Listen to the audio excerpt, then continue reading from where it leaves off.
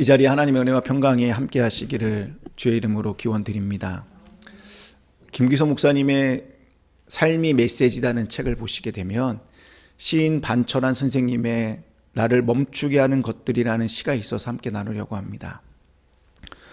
보도블록 틈에 핀 쓴바귀꽃 한 포기가 나를 멈추게 한다. 어쩌다 서울 하늘을 선회하는 제비 한두 마리가 나를 멈추게 한다. 육교 아래 봄볕에 탄 까만 얼굴로 도라지를 다듬는 할머니의 옆모습이 나를 멈추게 한다. 굽은 허리로 실업자 아들을 배웅하다 돌아서는 어머니의 뒷모습이 나를 멈추게 한다. 나는 언제나 나를 멈추게 한 힘으로 다시 걷는다. 이 시를 보면 시인을 멈추게 하는 것들이요, 큰 것이 아니라 정말 사소한 것들이라는 것을 우리에게 알려주고 있습니다. 그 사소한 것들은 우리 삶의 작은 삶의 풍경들입니다. 그런데 시인은 다시 자기가 걷게 하는 힘이 그 삶의 작은 풍경이라고 말하고 있습니다. 우리들의 기도의 삶도 이와 같다고 생각합니다. 우리 삶의 조각조각들이 하나님의 역사하심을 고백하고 하나님의 사랑을 구하는 것이 기도이어야 합니다. 기도는 하나님과 우리 사이에만 존재하는 신비입니다. 신비는 전에는 숨겨져 있었으나 이제는 계시된 하나님의 비밀입니다. 그러니까 무한하신 하나님이 유한한 유한한 사람을 만나주시는 은총이 신비입니다. 쉽게 말해서 신비는 우리가 하나님을 만날 때 경험할 수 있는 것이고요, 하나님과 함께 걸을 때 그 걸음을 같이 걸으면서 경험하게 되는 것이 신비라고 생각하시면 됩니다. 근데 이 신비의 핵심에 예수 그리스도가 중심에 놓여져 있습니다. 우리가 잘 아는 것처럼 예수님은 하나님이십니다. 또한 사람이시기도 합니다. 우리가 예수님을 만나는 것은 하나님께로 나아가 신비의 단계로 나아가기 위함입니다. 또한 예수님은 죽음과 생명의 만남에서도 핵심이 되었습니다. 죽음으로부터 생명으로 부활하신 예수님이 신비의 핵심이 되었다라는 말씀입니다. 그러니까 결국 신비는 예수님께 초점을 맞출 때 제대로 경험할 수 있는 것입니다. 그 초점을 맞추는 것이 뭐냐면 기도입니다. 다시요. 예수님께 초점을 맞출 때 경험하는 것이 신비인데 그 초점을 맞추게 하는 도구가 뭐냐면 기도라는 것입니다. 군대에 가게 되면 총을 받아요. 개인 소총을. 근데 그 총을 아무리 쏴도 표적에 맞출 수가 없어요. 왠지 아세요? 그 총이랑 나랑 0점이 안 맞아서요. 내가 이렇게 가늠자를 조정해서 총을 쏘지만 그 0점이 나한테 맞지 않으니까 어떻게 되는 거예요? 표적에 절대 맞출 수 없어요. 그럼 그 총을 받자마자 제일 먼저 하는 게 뭐냐면 0점 조정을 합니다. 0점 조정을 하고 나면 어떻게 되는 거예요? 나랑 맞기 때문에 간역판에 정확하게 맞출 수 있게 돼요. 기도 역시 0점 조정하는 거랑 똑같습니다. 다시 말하면 예수님께 초점을 맞추지 않으면 다른 것에 초점을 맞추어 또 뭐 사람한테 또는 개인에게 초점을 맞추어서 우리가 기도한다면 그 기도는 잘못된 초점에서 나오는 기도이기 때문에 신비를 경험하지 못하게 되는 라는 말씀입니다. 여러분, 기도는 좀 어려운 얘기인데요, 무한과 유한의 만남이자 죽음과 생명의 만남이 기도입니다. 조금 더 설명해 보면요, 무한이신 예수님과 유한한 나가 이 만나는 연결점이 기도입니다. 그 기도로 우리는 예수님을 만나고요, 경험하고요, 체험하여 나만의 예수님으로 고백합니다. 그래서 기도는 만남으로 시작하여 고백으로 이어져야 돼요. 이것이 바로 뭐냐면, 다시요, 만남으로 시작하여 고백으로 이어지는 이 모든 과정을 신비라고 얘기를 하는 거예요. 그렇다면 죽음과 생명의 만남도 쉽게 이해될 수 있는 부분이에요. 인간은 죽음이에요. 인간의 삶은 죽어요. 그런데 예수님은요, 생명을 갖고 있습니다. 다시 말해서 예수님 자체가 뭐예요? 생명이십니다. 인간인 우리는 죽음의 길을 가고 있지만 기도를 통하여 생명이신 예수님을 만나 죽음에서 생명으로 나아가는 것이 기도이고 그 생명을 경험하는 것이 신비라고 생각하시면 되겠습니다. 그렇다면 이러한 기도를 통한 만남을 어떻게 해야 될까요? 다시 한번 내가 조금 더 예수님께 좀 초점을 두어서 내가 좀 더 신비롭게, 신비를 소유하면서 기도의 삶을 살려면 어떻게 해야 될까요? 흔히 교회에서 모여서 기도하면 될까요? 뭐 새벽에 기도한다라든지, 아니면 뭐 철야 기도를 한다든지, 아니면 내가 정기적인 시간을 딱 짜서 그 시간에 내가 하나님 앞에 기도해야지 한다든지, 하루의 시작을 하기 전에 내가 기도를 한다든지, 아니면 내가 하루를 마치고 잠자리에 들기 전에 기도하면 되는 것일까요? 믿음이 연약한 자들은 이렇게 틀에 갇혀서 기도하면 기도 생활하는데 유익하게 합니다. 나름 유익합니다. 근데 언제까지 이렇게 틀에 갇혀서 이렇게 기도 생활을, 그 틀에 갇혀서 내가 기도 생활을 하시겠어요? 예수님과의 그런 만남의 신비를 경험하려면 그 틀을 저는 깨야 된다고 생각합니다. 오늘 본문을 보시게 되면 몇 단어가 눈에 확 들어옵니다. 여러분들도 금방 찾을 수 있을 거예요. 5절 보시게 되면 외식이라는 단어와 보이려는 단어가 있을 거예요.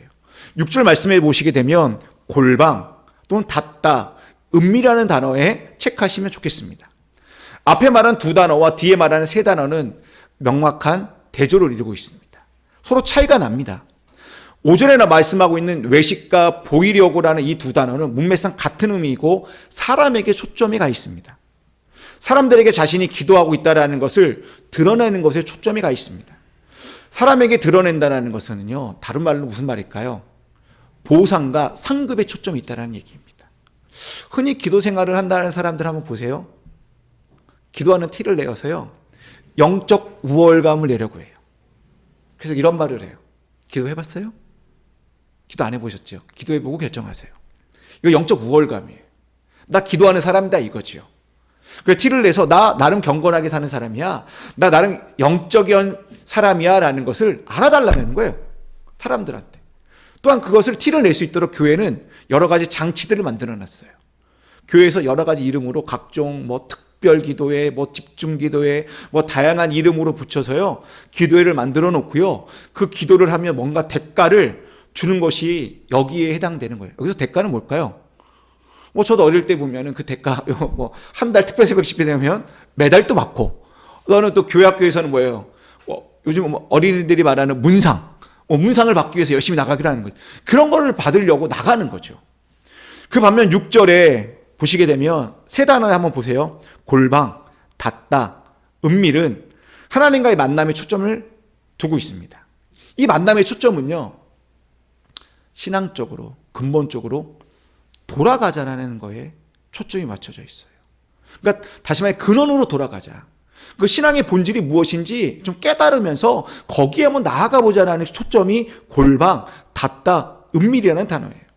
우리가 추구해야 되는 신앙의 가치가 어디에 있는지, 목숨보다 중하다고 말하는 신앙의 본질이 어디에 있는지 물어보기 위해서는 골방이라는 것이 필요하고, 닫다라는 것이 필요하고, 은밀하다라는 것이 우리에게는 필요하다라는 것입니다. 골방과 닫다는 그 세 번째 단어인 은밀이라는 이 단어와 연결시켜져 나가요.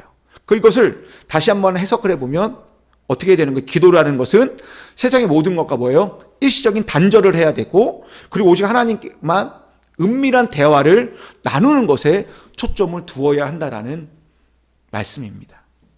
예수님 역시 골방에서 은밀하게 기도하셨어요. 예수님께서 이 세상살이가 너무 복잡하고 힘들 때 요라는 곳에 잠깐 떠나서 산이나 들판에 가시기도 하셨고요. 또 마가복음에 의하면 한적한 곳에 가셔서 기도하셨다라는 말이 본문에 여러 번 등장하고 있습니다.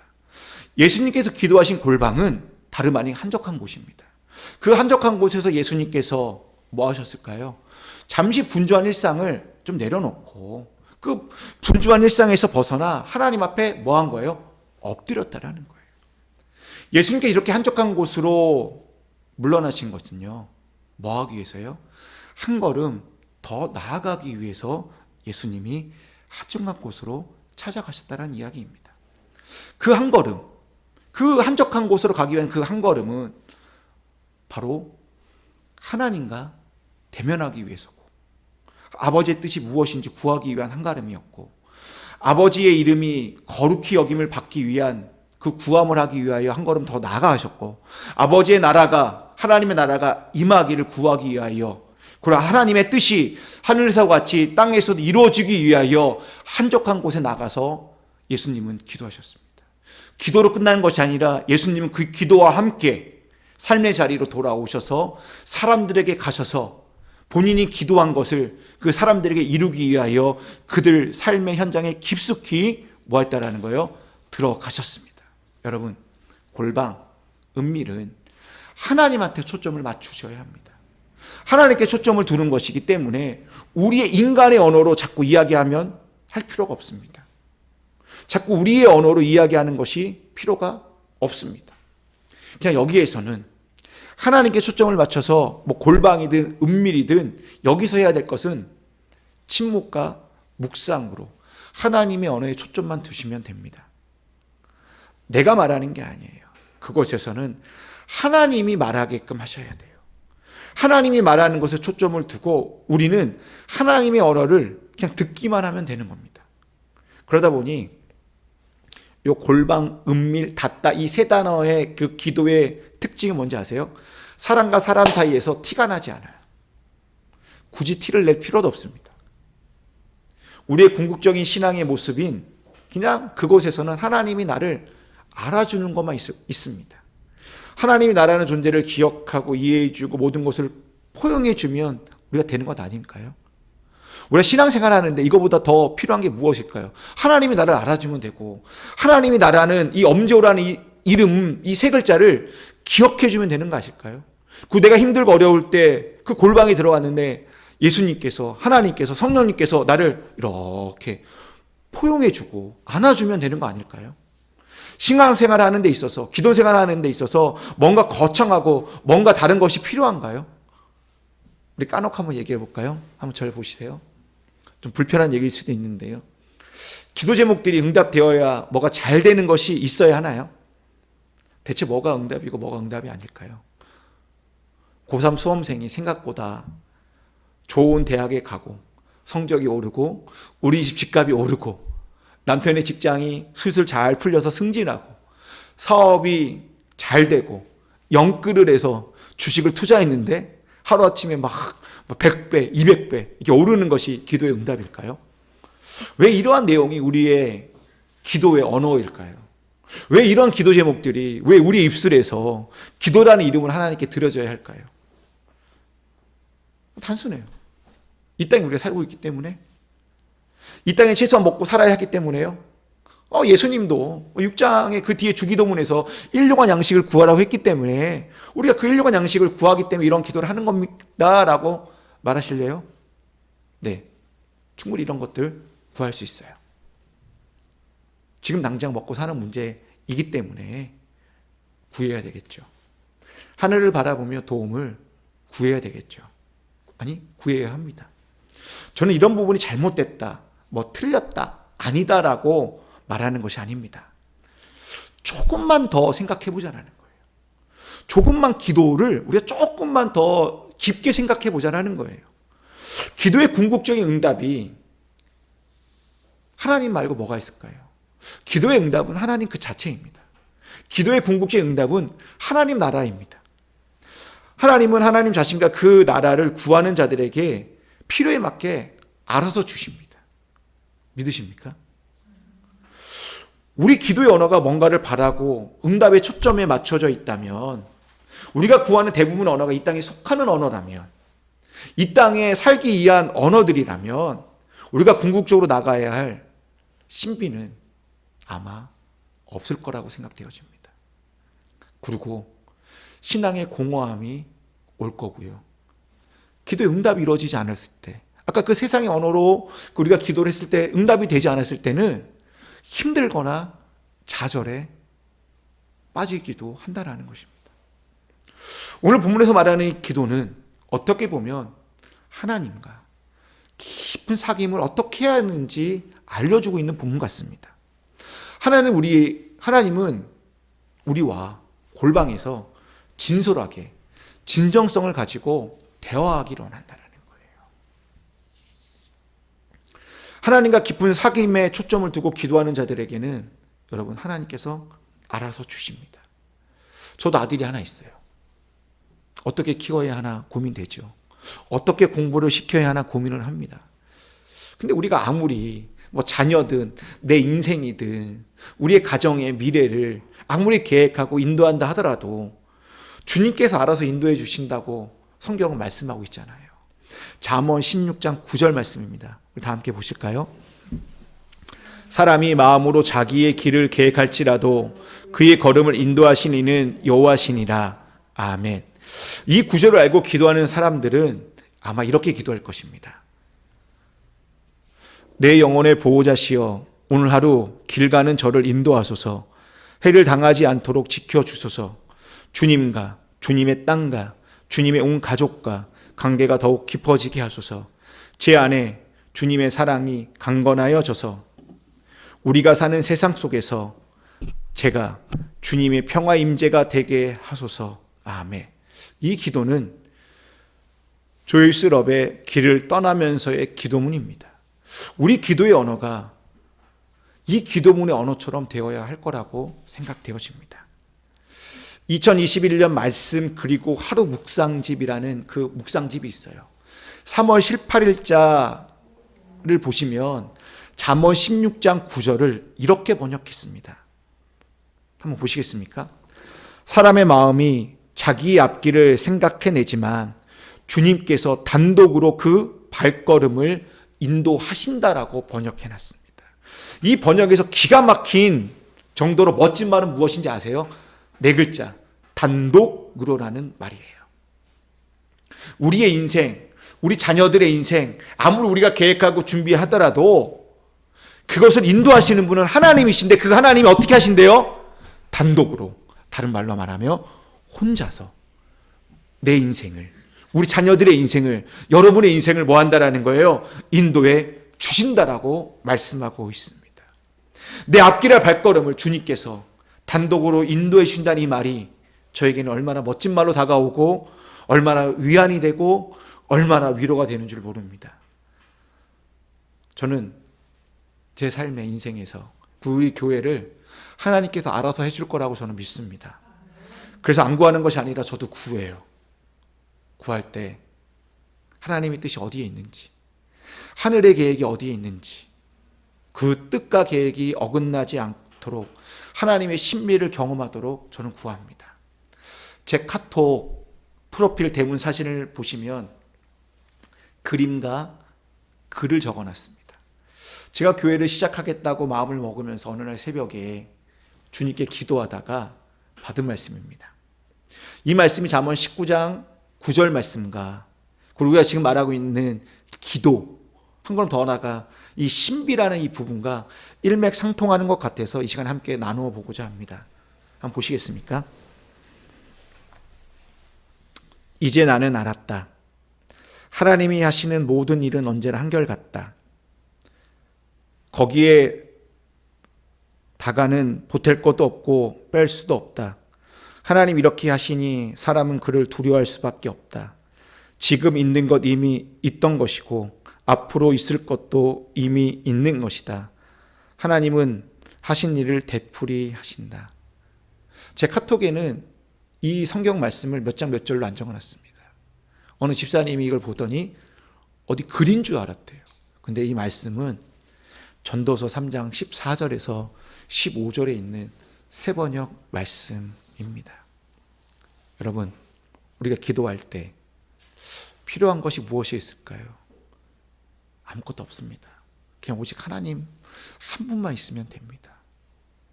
여러분, 기도의 보상, 상급 또는 기도의 응답 이런 것들이 필요합니까? 죄송합니다. 하나님 한 분이면 다 됩니다. 내가 서 있는 곳에 하나님 나라가 임하는 것이 기도의 상급이고 6절 말씀에서 말하고 있는 갚아주심이라고 생각되어집니다.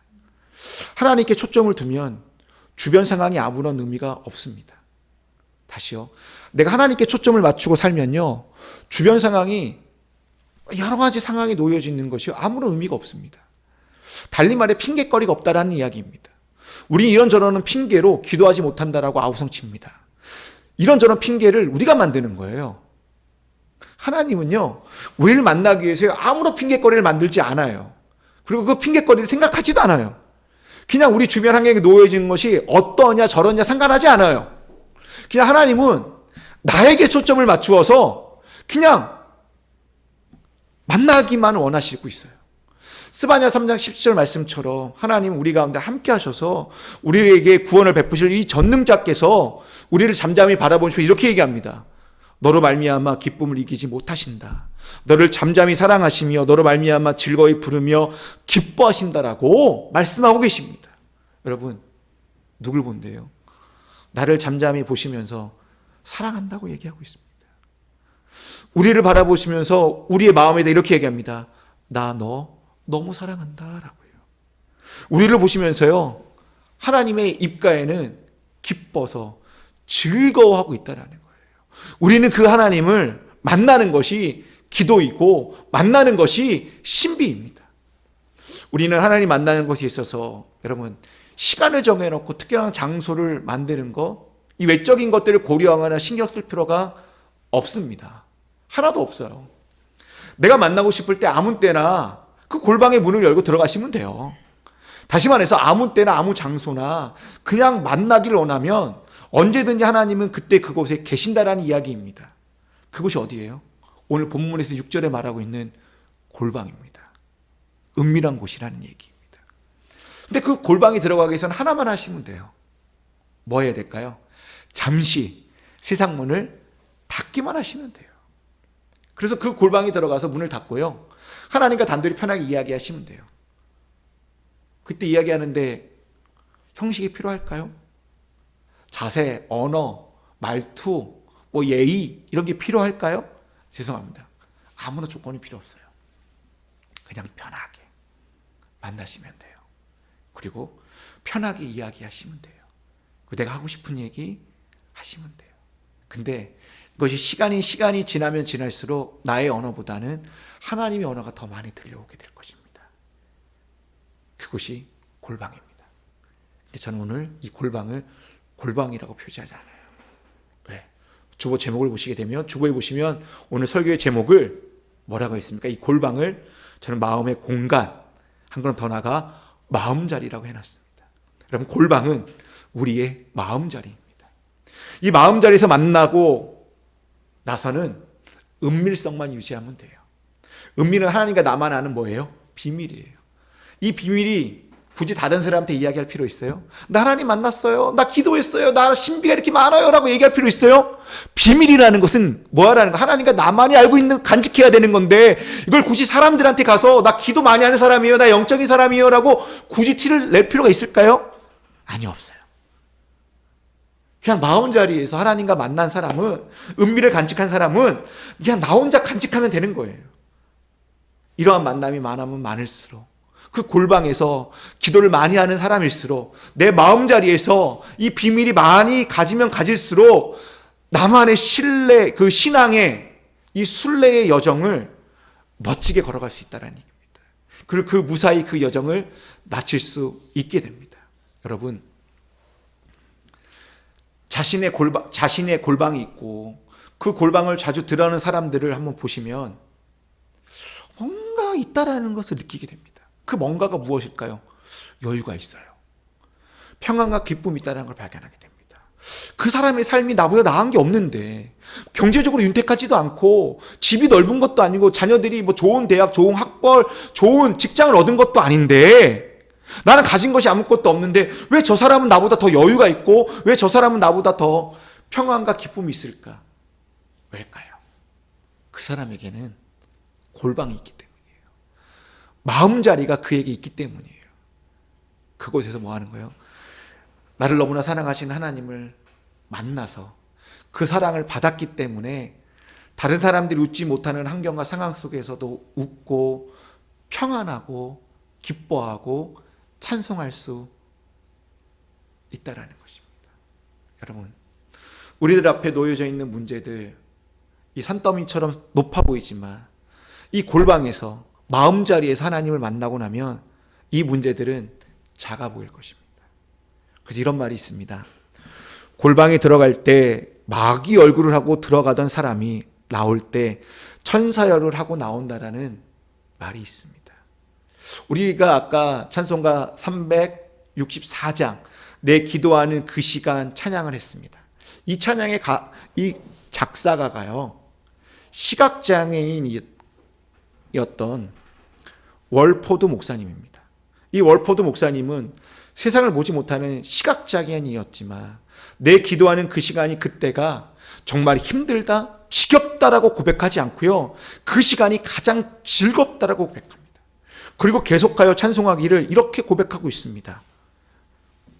이 세상 근심 걱정에 얽매인 나를 부르사 내 진정 소원 주 앞에 낱낱이 바로 아래요. 큰 불행 당해 슬플 때 나 위로받게 하시네. 기도하는 그 시간 정말 즐겁다라고 고백하고 있습니다. 여러분, 이 고백이 가장된 것도 아니고요, 거짓도 아니라 이 고백은 골방에서, 마음자리에서 하나님을 만나고 하나님과 놀라운 신비의 경험을 한 사람만이 갖고 있는 고백인 줄로 믿습니다. 여러분, 한 번 더 우리 곰곰이 생각해 봅시다. 5절 말씀을 보시게 되면 사람에게 초점이 있고요, 보이려는 사람들은요, 어디에서 큰 길에서, 해당이나 시장에서요, 기도문이 18개가 있거든요. 그 8개를 애우는 거예요. 막 애우면서 소리 지르면서 기도를 해요. 그래서 뭐 하라는 거예요? 기도하는 티를 내고 싶은 거예요. 네. 근데 이런 기도하는 티를 우리는 교회 또는 기도실 또는 기도원 가서 기도를 흔히 합니다. 그렇죠? 근데 기도하는 장소가 중요할까요? 아니요. 기도를 드리는 장소보다 더 중요한 건 뭐 할까요? 우리의 마음가짐 아닐까요? 내가 주님을 만날 수 있다고 생각하는 곳, 아니 기도할 수 있는 곳이 여러분 뭡니까? 나만의 작은 교회예요. 그곳이 골방 기도실이에요. 그것이 우리의 마음의 공간이자 우리의 마음자리라고 생각하시면 좋겠습니다. 우리의 믿음과 신앙이 올바로 굳건하게 서 있어서 어떠한 곳에서든지 기도할 수 있다면 여러분, 저는 그곳이 여러분 주님을 만나는 곳입니다. 그곳이 골방입니다. 그렇기 때문에 기도하는데 장소가 중요하지 않아요. 아무 데나 기도하시면 돼요. 어떠한 곳이든지 여러분 기도할 수 있어야 됩니다. 하나님은 어디서든 살아 계시기 때문입니다.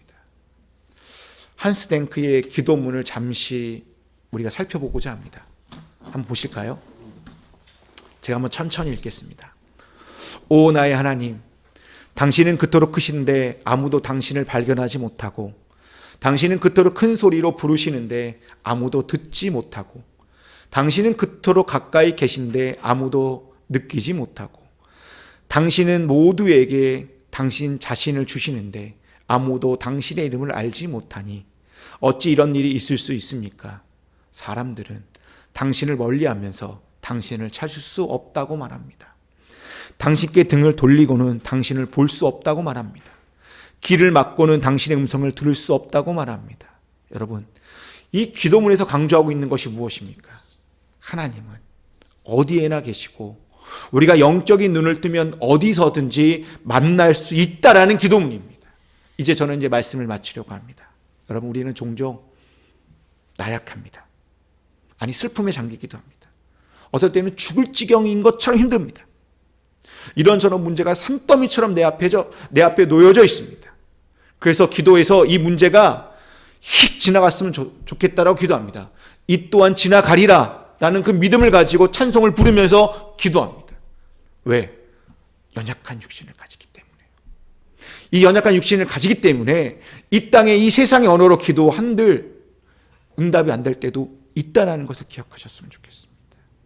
우리는 그 인간의 언어, 연약한 육신에 가진 그 언어로 기도하는 것이 아니라 바로 하나님과 그 만나는 신비에, 어떻게 하나님을 더 깊게 만나고 예수님을 더 깊게 만날까라는 그 신비의 단계를 이루기 위하여 여러분 기도의 자리로 나가시기를 소망합니다. 그 신비의 단계로 나가는 자들에게는 이 세상의 언어들의 기도 제목들이 반드시 알아서 주님께서 응답해 주실 줄로 믿습니다. 여러분, 오늘 우리의 상황, 우리의 환경, 우리 세상의 그 언어의 기도 제목들을 뛰어넘을 하나님을 바라보시면서 하나님의 뜻대로 살기 위해 우리 시간 골방으로 들어가시고 그곳에서 문을 닫고 은밀하게 대화해 보시지요. 그래서 여러분, 그곳을 여러분의 마음자리로 만드시는 저와 여러분이 다 되시기를 주의 이름으로 기원드립니다.